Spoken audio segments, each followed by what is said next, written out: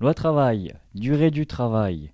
Donc là, c'est la durée maximale. J'en ferai un autre sur la durée légale. Ce sera pas pareil déjà pour que ce soit moins long et que ça prenne pas trop la tête à tout le monde. Donc, il s'agit du titre 2, durée du travail, répartition et aménagement des horaires. Chapitre 1er, durée et aménagement du travail. Section 2, durée maximale de travail. On est d'accord, ce sont des durées maximales. Ce qui veut dire qu'on a le droit, enfin, l'employeur a le droit de faire travailler sur ces durées-là. Ce ne sont pas les durées légales. Donc, à la sous-section 1, on parle du temps de pause. Bon, c'était dedans, voilà, ce sera traité. L'article 3121-16 nous dit qu'on a droit à 20 minutes consécutives après 6 heures de travail. Bon, c'est encore le cas. C'était le cas avant. Comme je l'ai souvent dit quand je parlais de cette loi, il n'y a pas beaucoup de choses fondamentalement qui changent finalement. Donc c'était le cas, ça ne change pas. Voilà, temps de pause.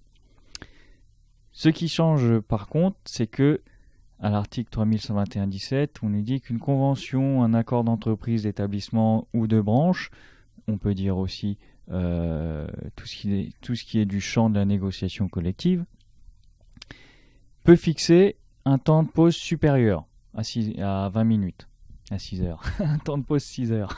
Impeccable. Donc voilà, pour le temps de pause.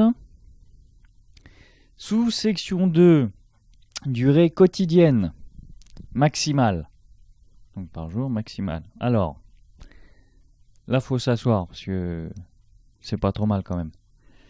Donc l'article 3121-18 nous dit que la durée de travail effectif, et là on parle bien de travail effectif, c'est-à-dire voir la vidéo qui est encore en ligne et que pour l'instant je la modifie pas, j'ai encore des choses à voir, c'est le temps où on est à disposition de l'employeur, on peut vaquer à ses occupations personnelles, c'est la définition du travail effectif. Donc le temps de travail effectif est de maximum 10 heures. Donc, ce chiffre va rappeler quelque chose à ceux qui connaissaient, à tous ceux qui connaissent le droit du travail avant la loi du travail, c'était l'amplitude journalière. L'amplitude journalière sous l'égide de l'ancien droit était de 11 heures. Mais c'était l'amplitude journalière, c'est-à-dire le moment où ça commençait et le moment où ça finissait. Dedans, il y avait la pause, le temps de restauration, les déplacements professionnels, tout ce que tu veux.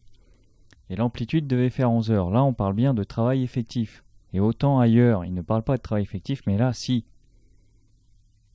Donc le travail effectif par jour, maximal, peut être de 10 heures. Voilà. Donc pour ceux qui travaillent 6 jours dans la semaine, ça peut aller jusqu'à 60 heures. J'ai même vu des exceptions où on peut monter à 84. Donc voilà. Sauf. Donc travail effectif max 10 heures, sauf sur dérogation accordée par l'inspection du travail dans des conditions posées, déterminées par décret. Ou en cas d'urgence, toujours dans des conditions déterminées par décret, et si une convention ou un accord d'établissement, d'entreprise ou de branche, donc dans le champ de la négociation collective, prévoit des activités accrues ou pour des motifs liés à l'organisation de l'entreprise. Alors ça, c'est pas mal. Des activités accrues, bon, il y a des périodes de pointe, notamment dans la vente. On peut penser Noël, les soldes, évidemment.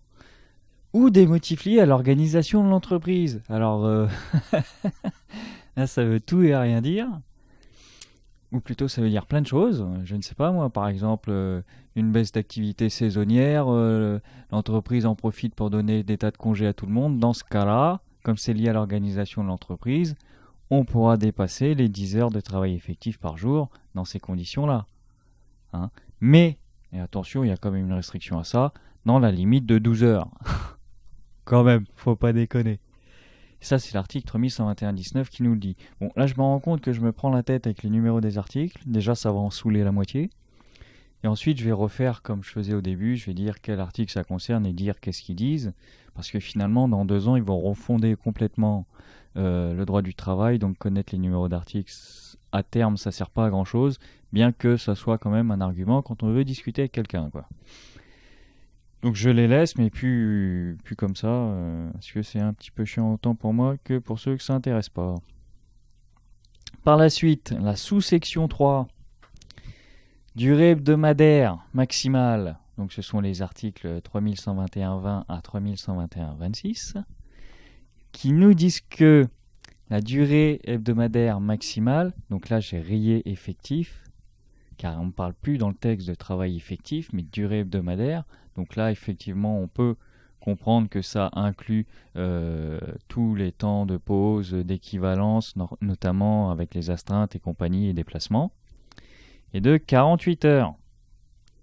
Donc tu fais 48 par 8, 8 heures par jour, 48 par 8, 48 par 7, 8 heures par jour si on travaille le dimanche.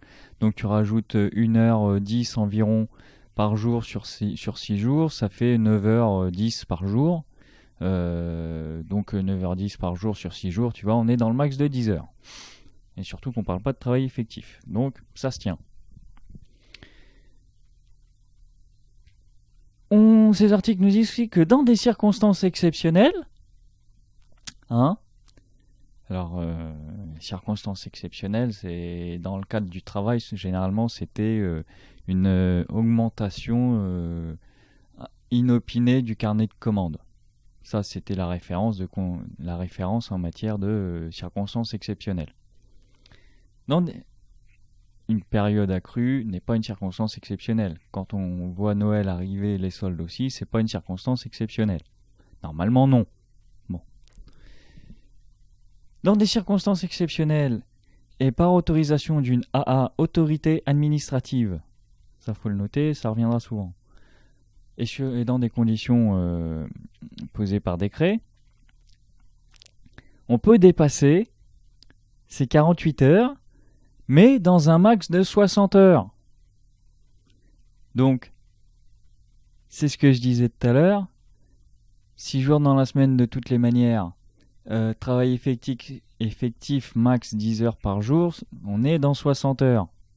Mais ça, c'est seulement dans des conditions exceptionnelles et sur autorisation d'une autorité administrative dans des conditions déterminées par décret.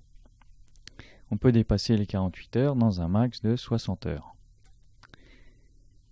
Tout cela sur avis du comité d'entreprise ou du délégué du personnel, soit en fonction de la taille de l'entreprise, qui transmettent cet avis à l'inspection du travail. Mais bon, voilà, ce n'est qu'un avis et ils ne font que le transmettre. Par la suite, on nous dit aussi que une durée hebdomadaire sur une période, grand T, période, c'est une notation mathématique, de 12 semaines consécutives peut aller, j'ai mis inférieur, j'aurais pu mettre max, peut aller jusqu'à 44 heures. Qu'est-ce que ça veut dire? On parlait de 48 heures tout à l'heure. Oui, c'est une même semaine, 48 heures, mais une période de 12 semaines ne dépasse pas 44 heures, ce qui forcément implique avoir des jours de repos dedans. Tout simplement. Donc sur une période de 12 semaines, on a forcément des jours de repos, c'est ça que ça veut dire. Et dans le champ de la négociation collective, donc dans le cas d'un accord d'entreprise, d'établissement ou de branche, un accord ou une convention, la période de 12 semaines peut être amenée jusqu'à 46 heures. Voilà. Ou par une autorité, donc soit dans le champ de la négociation collective, ou par une autorité administrative, dans des conditions déterminées par décret. Donc là, la bonne question, c'est quelle est-elle cette autorité administrative? Par la suite, à titre exceptionnel et localement, là j'ai mis localement, mais dans le texte, il y avait dans certaines entreprises et dans certaines régions, donc j'ai traduit localement, on peut dépasser ces 46 heures, décidément on peut tout faire, c'est génial.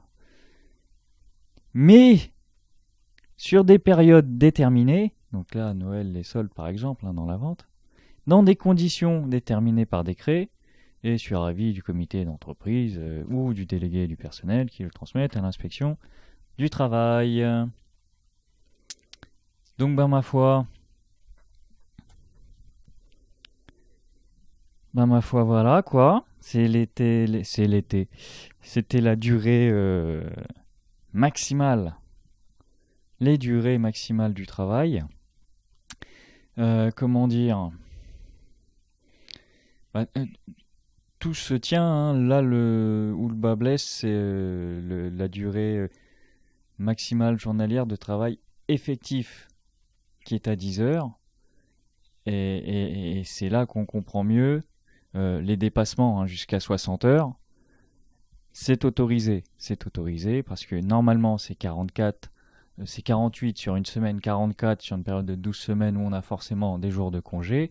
Mais 60 heures est autorisé et qui plus est la durée maximale journalière de travail effectif, encore une fois, c'est-à-dire hors temps de déplacement, hors temps de pause, hors temps de restauration, donc de travail réel, effectif, peut aller jusqu'à 10 heures.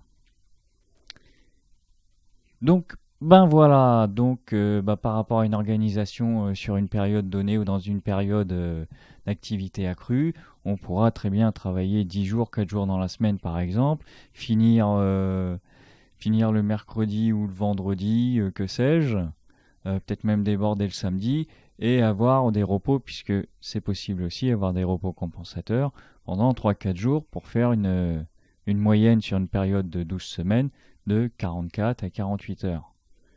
Donc ce sera extrêmement malléable, hein. C'était le but aussi de cette réforme, donner de la flexibilité au travail. Donc pour pouvoir s'adapter aux périodes, bon bah quelque part, ça peut se comprendre, hein, ça peut se comprendre. Je suis pas là en train de dire salaud machin ou quoi, mais je crois qu'à un moment donné, le mec qui va se faire suer pour 60 heures par semaine pour 1000 balles, à un moment donné, il va penser à faire, si ce n'est par carrière, au moins user, peut-être abuser de ses droits à chômage, hein. Bon, enfin bref, ça c'est une autre histoire. Donc voilà, la prochaine sera la durée légale ce coup-ci.